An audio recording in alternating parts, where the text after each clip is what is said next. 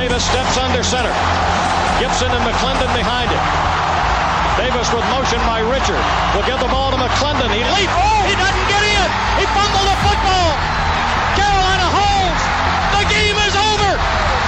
And Carolina has won the game. Finley to throw. Over the middle, intercepted. Wolford again. Wolford the other way. At the 30, the 40. Wolford to midfield. Miles Wolford with the pick. The heels on the doorstep of an enormous victory. Left side of the line. Hood standing to Williams' right. Williams gonna throw. One-on-one. Davis has it. Touchdown. Carolina wins. Carolina is the Coastal Division champion. Bernard fields it at the 26. Heading to the far side. Gio at the 35. Gio, he's at the 50. No, he's not. Yes, he is. Gio is going to take it for a touchdown. Are you kidding me? Connor Barth for the possible win. Snap, spot, kick away, high enough, long enough. It's good! It's good! Carolina has won the game on a 42-yard field goal by freshman Connor Barth. Good gosh, dirty! This is the Heel Tough Blog Podcast. Hey guys, and welcome in to another edition of the Heel Tough Blog Podcast. It is the first time that Carolina will be going to a major bowl game since 1950, and me and Josh Marlowe are here to break it down for you guys.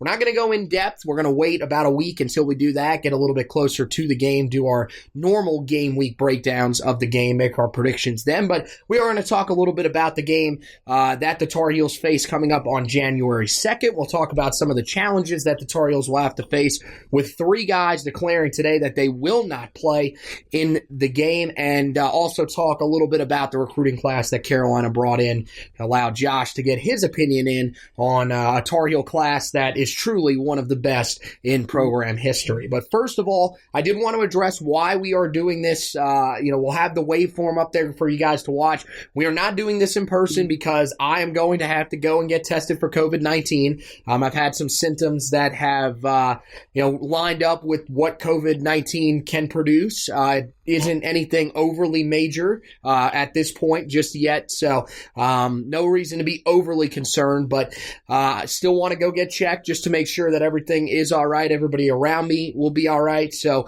I'll be able to do that later on in the week. If I get my negative test results by next week, then we'll do the podcast in person. If not, we can always just do it this way. So Josh Marlowe joining me via the telephone today to be able to do this podcast. And, well, buddy, I mean, this was, it was a nail-biting stretch for the Tar Heels because we came into Saturday. Most people, had the rooting guide out of who they were supposed to root for.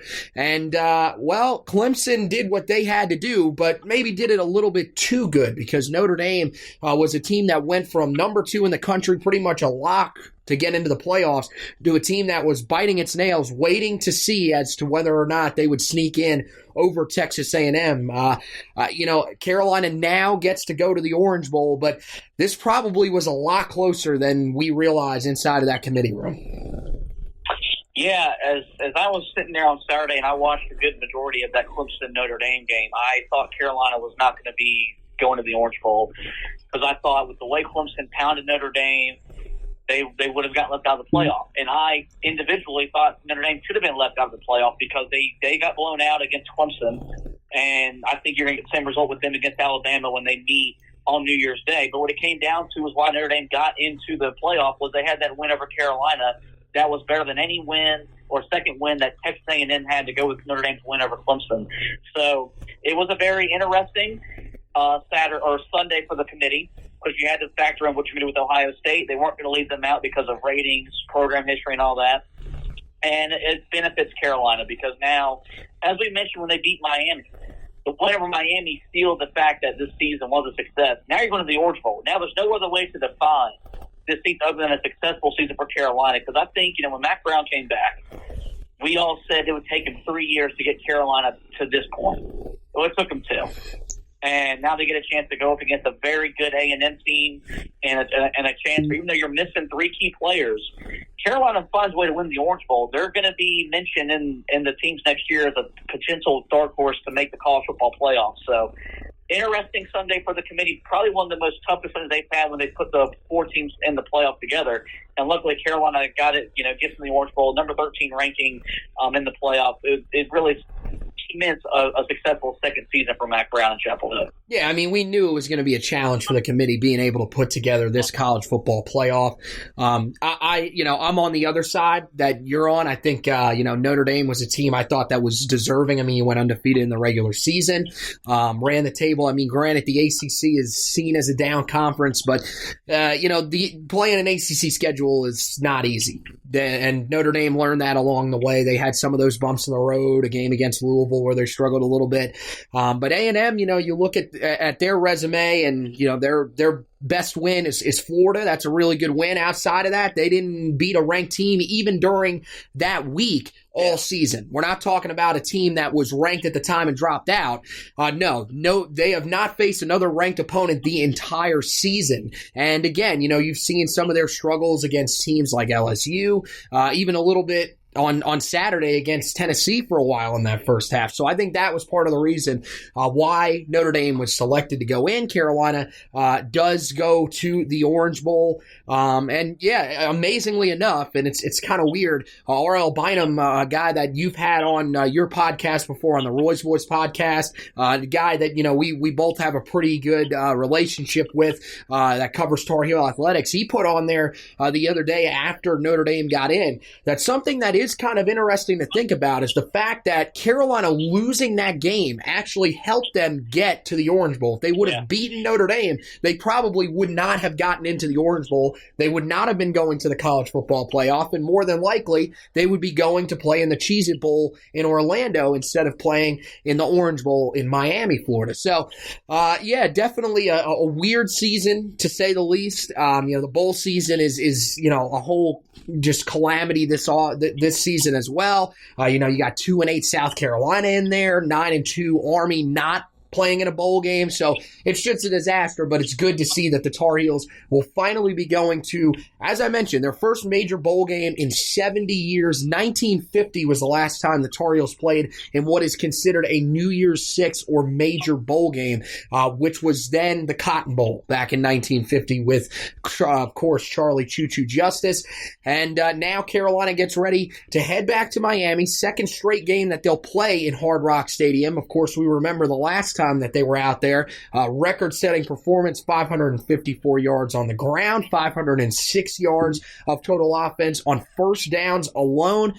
But as you mentioned, the Tar Heels are going to be missing some key guys. It was just announced earlier today, starting with running back Michael Carter, that he will enter the NFL draft and will forego the Orange Bowl. That was followed later on by Dyami Brown, the junior wide receiver, announcing that he will forego both his senior season and the Orange Bowl to pursue his NFL dream. And then Chazz Surratt will also sit out the Orange Bowl as he gets prepared for the upcoming 2021 draft. This was something that we knew was a possibility, especially once you started getting some of these guys starting to climb some of these rating boards, in their position groups. Chazz Surratt, a guy that's seen right now as a pretty solid day 2 pick, actually seen probably in a lot of the draft selections that I've seen as a second round guy. Now he may trend down a little bit as we get closer to the draft or trend up. But Michael Carter, Dyami Brown, guys that are probably day 3 guys, but probably think to themselves they want to make sure they don't get injured, hurt their draft stock in any way, so they're going to end up sitting it out. You mentioned it. Carolina's still got a lot of talent on this team. We've seen that throughout the year. Those are 3 positions where I don't think Carolina should be overly concerned going in. But, maybe some people are a little more concerned. What's your level of concern with those guys leaving and how it'll affect this team in the Orange Bowl? You're missing 3 really talented players when you don't have Michael Carter, Dyami Brown on the offensive side of the ball. Then you're losing Chazz Surratt, the leader of your defense. I think Matt Brown will know how to handle this because he's a veteran coach. He just knows how to handle these kind of situations. And, we talk a lot when we get into bowl season how irrelevant bowl games are unless you're playing in the New Year's Six, which Carolina this year is. But you have to understand where these kids are coming from as why they're not going to play. And this really started when Jalen Smith got hurt against Notre Dame back in the Fiesta Bowl, and it really put a damper on his draft stock. That guy would have been a top 10 pick, fell to the second round. Like, he's made a nice career in the NFL. He's got a big contract from the Dallas Cowboys, but it still hurt his draft stock, and that's really what started all this. And you have to understand it. But I think Carolina will find a way to get prepared for it because they don't really have a choice. And it's a good chance for a lot of the younger guys that you recruited to fit the system that you're running on both the offense and the defensive side of the football, to go out and make a name for themselves and make some plays because you knew this was a possibility and you knew going into next year you were going to need some of those younger guys to step up. Now they get a chance of that on one of the biggest stages of college football. So it'll be interesting to see what Jay Bateman does defensively because we saw a lot of rotation towards the end of the year. Maybe he can't do that as much now without Chazz Surratt on the football field, but I think Carolina will find a way to combat not having those guys on the field come January 2nd. Yeah, that's one of the spots where we haven't seen a lot of rotation, but I'm not really overly concerned about that spot. I think Eugene Asante is a guy that has shown us a lot of flashes when he's been in there. You've also got Kadri Jackson that you can use as well if you want a guy that's going to be a little bit more versatile, a guy that can get out and cover in space a little bit for you if you want to try to work him into the game. But I think Asante will be able to handle himself pretty well there. At running back, as of today, they just posted a little while ago on a couple of different sites that Javonte Williams is expected to play in the Orange Bowl. Right now he's going through practices, everything like that. So barring a last-minute change of heart, it looks like he is going to play. So even with Michael Carter out of the lineup, you would expect that you'll see a lot of Javonte Williams. And, we'll see probably some of the young guys sprinkled in. Elijah Green, Josh Henderson, as well as British Brooks. Don't think we'll see DJ Jones because there was a picture taken yesterday, I believe, by running backs coach Robert Gillespie, and it appeared that DJ Jones was on crutches. So we're not really entirely sure what that means, but more than likely that means that he would not be available for the Orange Bowl. Still, two units that I think Carolina is pretty confident in. Now, wide receiver I think is interesting with Dyami Brown out. First of all, you take away your most dynamic deep threat on the team. There hasn't been anybody over the past 2 years that's been comparable to Dyami Brown, not only at Carolina, but really throughout the ACC and maybe even in the country, as a guy that can just purely run straight down the field and you can throw bombs to, and he has no problem hauling them in and making big plays happen when he needs to. So it's going to be interesting to see how Carolina sort of reacts without him. They, of course, won't have Bo Corrales still. He's out for the season. Also got a true freshman wide receiver, Steven Gosnell, who's out for the year as well. So there are some, guys that are going to be missing on the depth chart at wide receiver, but this is an area where you'll see some young guys step up. You'll see Emory Simmons step up, as well as Khafre Brown, the brother of Dyami. But another guy that's really interesting that I think could see a bigger role in this game than he's seen for most of the year is Antone Green. We've seen him catch 2 passes in the last 2 games. Those were his first 2 catches of the season. He's kind of been forgotten about a little bit behind, this unbelievably deep group of receivers on the outside, but we'll see. He might be a guy that could factor in this game. The good news for Carolina is that it appears that Daz Newsome is going to play in this game. Are you kind of with me where you think wide receiver would probably be the position that you're the most concerned about with these among these 3 guys? Yeah, because as you mentioned, you're taking away a big part of your offense with Dyami Brown. Because before he emerged last year as a deep threat, Carolina hadn't had one of their offense since Matt Collins. And we saw the effect it had on what Carolina could do passing the ball down the field. So you get 2 weeks to prepare. And we've seen Phil Longo, and look, I've been very critical of him, as many Tar fans are. He's adjusted his offense when he's had to combat whether it's injuries or just scheme against the defense to get the ball to the people that you get the football to. You're still gonna have Daz Newsome. Emory Simmons kind of emerged late in the season. You've got a lot of guys that you can get the football to. You're probably going to see a more quicker pass attack anyway, because the way A&M really plays on that side of the football defensively. So they'll have to play chess and checkers with that, but. That's easily the biggest loss is losing him, because he was the biggest part of your offense and why Sam Howell had such huge success on the football down the field his first season as a Tar Heels quarterback.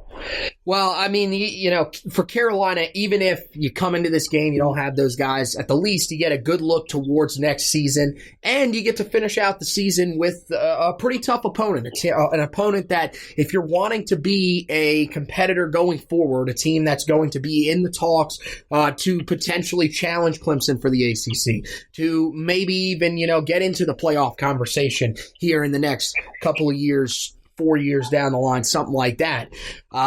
This is one of those games that you're going to have to find a way to be competitive in. You don't necessarily have to win this game, especially if you start losing some of these other guys that are going to the NFL draft as well. If they decide to opt out late, then, it would be understandable if you drop this one. But, this is going to be an interesting matchup for Carolina. You look at Texas A&M, this is a team that's faced some of the nation's best offenses, and we're not used to saying that in the SEC.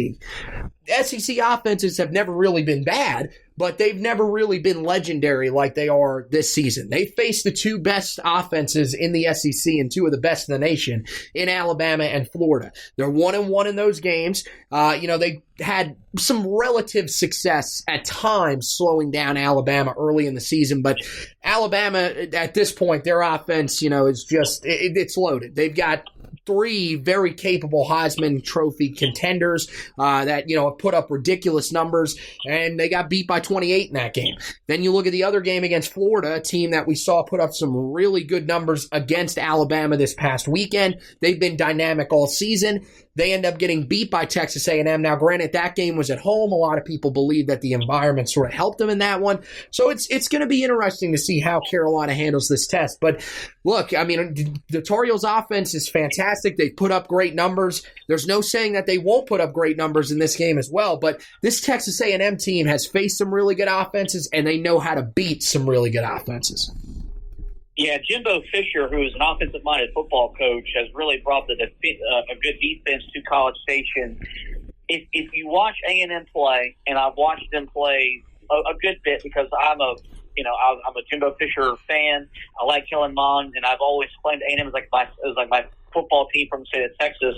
Being a Dallas Cowboys fan, they look very similar to those good teams he had at Florida State, where they're physical on both sides of the football, starting at the line of scrimmage. They got a quarterback that can make plays, but their defense this year has really carried them. They've got, as I'm looking at it right now, they got the 14th best defense in the country, only averaging 316 yards per game they allow. Carolina themselves averaged over 550 yards of offense. That's almost 220 yards of difference of yardage between Carolina's offense, what they do, and what A&M allows defensively. And I think this will be similar to what Carolina saw against Notre Dame. How does Carolina, handle up front? If they can pass protect, then you feel pretty confident that they'll be able to have their plays because the two good quarterbacks that A&M faced, Mac Jones and Kyle Trask, they had field days against A&M defense. Sam Howell was just as good as those guys, and you're confident he can make plays. So it's going to be an interesting matchup, and this is a really good test for Carolina as they're trying to, if they want to play in these bowl games more consistently and take that next step as a program, the Orange Bowl gives you a chance to take another step forward and make this season even more of a success than it already was. Yeah, and you got a chance if you win this game to finish inside the top 10 in the country. That's probably what you're staring down at this point. And, there's no saying that they can. Again, you talked about it. The quarterbacks that we've seen at the top of the country, Mac Jones, Kyle Trask, probably, if we're being real honest here, it's them and Trevor Lawrence probably as the favorites to win the Heisman Trophy with Devontae Smith right behind him, the wide receiver from Alabama. Both of those guys, as you said, they really were able to pick apart this A&M secondary. If there's a weakness with this team, it's going to be that secondary. So can Carolina find a way to expose that? I'm not as concerned with the fact that, Carolina's losing, Dyami Brown on the outside, won't have Bo Corrales in this game, as I am with the fact that, this offensive line is going to match up against a defensive line that's had a lot of success. Now, the thing is really outside of that game against Notre Dame, you look at some of the best defensive lines that Carolina has had to play this season, and they've stepped up. Virginia Tech at the time that they played them, one of the top tackle for loss teams in the country, stepped up, had a great performance. NC State, another team that, year in and year out has produced defensive linemen, was having another fantastic year. Carolina had no problem shutting them down down. And then Miami, a team that came in with two of the best edge rushers in the entire country, and they did nothing in the game against the Tar Heels. So we'll see if the Tar Heels are able to stand up against Texas A&M. That's a team that's battle-tested. They've won 7 in a row,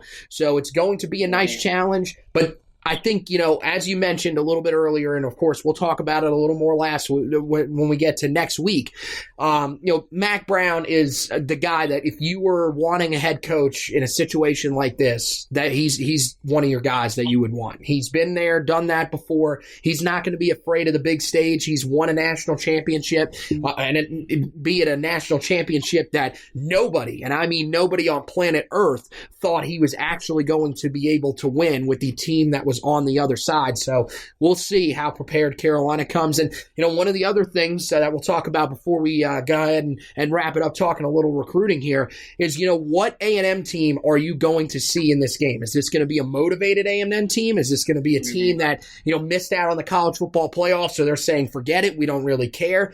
If you had to say right now, what do you think that we're going to see from Texas A&M? Because I saw the press conference with Jimbo Fisher, and I think his guys had the potential to be very fired up. Yeah, I think you're going to motivate the Texas A&M team because everything coming out of it, they won at the beat Tennessee on Saturday, and then, of course, yesterday what happened when they got left out from him and the players. They're pissed off. They're going to be angry.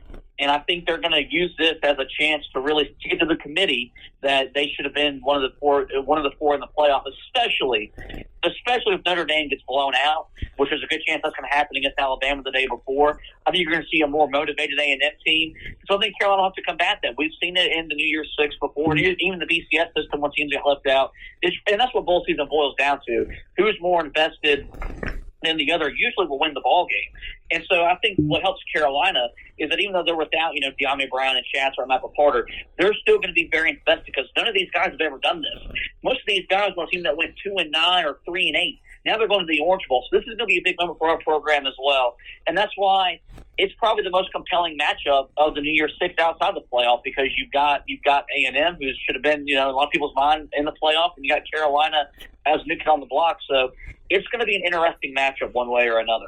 Yeah, and I still think that Carolina is going to come in, Mack Brown and his staff are still going to come in as well, feeling that there is something left to prove. There are people nationally that still don't think that this Carolina team is justified being in the New Year's Six, justified being a top 15 team, because they have losses to Florida State and Virginia on their resume. And, look, it's going to be hard to argue with that. Those are two losses that are still head scratchers to this day. Florida State a little more than Virginia. But, look, as we said, this is part of a process. Those are bumps in the road, but this is a chance to overcome those and continue to cement yourself as the biggest threat to Clemson in the ACC going forward, unless Notre Dame was to shock the world and enter the ACC full time, which does not seem like that's going to happen anytime soon. So, Carolina's still going to have to come and improve some things, I think, to some people around the country, especially if they want to be taken seriously heading into next year with all that they're losing. So we'll see. This is a good chance for them to get off to a good start, really get themselves on the radar again for 2021, which, they'll be on some radars with Sam Howell there, but this would put them right in the mix, as you talked about, for a chance to be one of those popular outside the box college football playoff picks for next season. So, Carolina, not only are they building on the field by getting to the Orange Bowl, but they're building off the field. Carolina put together one of their best recruiting classes just the other day, this past Wednesday during National Signing Day. Carolina signed all 18 of their commits in the class early and, of course, announced their early enrollees as well. 11 of the guys are going to early enroll. There is a 12th guy that is considering that. That's J.J. Jones. He is considering early enrolling, but a really good group of Tar Heels that is coming in early to try to compete for spots for next season. A team that's going to have to replace a lot on the offensive side of the ball, not so much on the defensive side of the ball, but this was a really, really strong class. Carolina, 9 players on, each side of the football. Some really good talent all across the board. But the main thing, and we talked about this in the recap podcast, me and Zach Hubbard, Carolina really dominated the state of North Carolina, and, that's got to be something that makes you happy, especially with the fact that Larry Fedora was a guy that did not value the state of North Carolina quite the way that Mack Brown does. Yeah, and Max said that when he came back in his press conference when he took over that, you've got to win the in-state recruiting battles. You look at all the great programs around college football, Alabama, Clemson, Ohio State, all those programs get the top players from their state, and then they can go to the other places they want to go to find their talent. And that's what Carolina has done with Matt Brown and the staff he's put around them, is they're keeping a lot of the top talent home, and then they can go other places to find the players that they want or the players that they need to fill out their roster. And, look, I'm not a big recruiting buff. You and Zach take care of that. But I can look at the numbers and tell you what this class means for Carolina. It means that nationally they're relevant again on the recruiting trail. It means that, they're gonna be getting a lot of top, 4-star and 5-star talent coming in for the next couple of years, because that's where they're at now. And it took him 2 years.